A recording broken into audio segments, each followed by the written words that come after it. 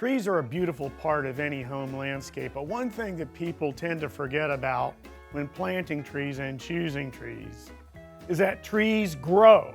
And just because you got something that was 4 feet tall in the pot does not mean that thing can't eventually grow into a 100-foot monster. This is too big for most suburban yards. So I'm going to give you 5 choices for smaller trees that you're going to love to have in your yard. My first choice is always a Japanese maple. It's usually my second and my third choice too, because they're such great trees. There's thousands of different kinds of Japanese maples out there. There are ones that grow 20 feet tall. There are ones that grow 3 feet tall. So some grow upright, some are weeping, some have red leaves, some have orange leaves, some have yellow leaves, some have green leaves, and some are variegated.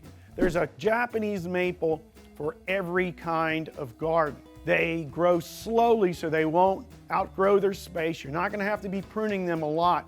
You can even grow them in a container if you want. Believe me, the best small tree, in my opinion, is a Japanese maple. My second choice for a great tree for a smaller space is called an okami flowering cherry. It gets to be about 20 feet tall after just a few years. If you're one of those people that just can't wait for spring to get here, you'll be in luck, because this is probably going to be the first tree to bloom in your neighborhood. In my neighborhood in central Alabama, it's usually in bloom by Valentine's Day. It has really, really showy, deep rose pink blooms, and as an added bonus, in the fall, its leaves turn a bright orange red. So you get more bang for your buck. My third choice is a small native tree that not many people know about, but they really should, because it's super easy to grow and it gives you color in the shade. It's a native tree called a red buckeye. It's a slow grower. It'll eventually get maybe 15 to 20 feet tall. What's neat about it? Well, it's one of the first trees to leaf out in spring, and shortly after that, it sends up these spikes of bright red flowers that are about 10 inches tall. Very, very showy. It's very easy to take care of. You can grow it in full sun or you can grow it in shade.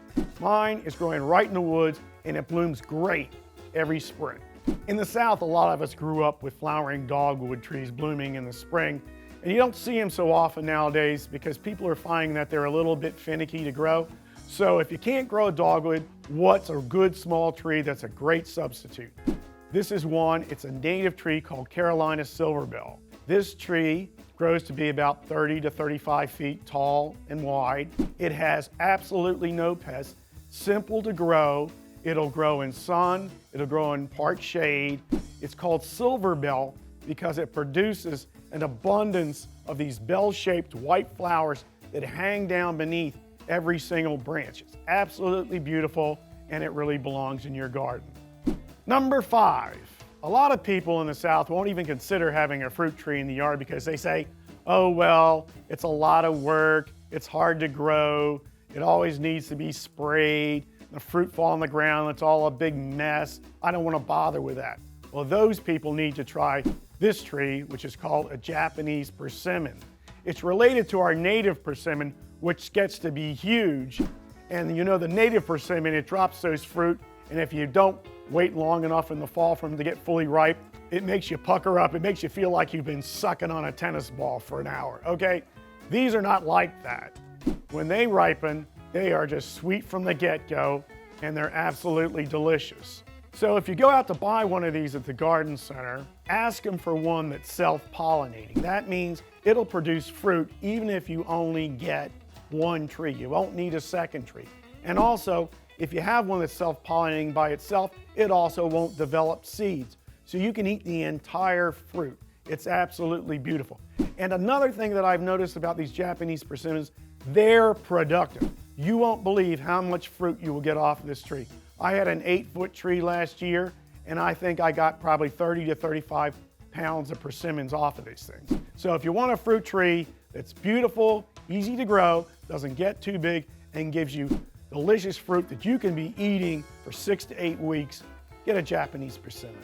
So when you go to the garden center to pick out a tree, remember to ask how big that tree is going to grow and pick one that fits the space you have. You're planting a tree. You're not planting a forest.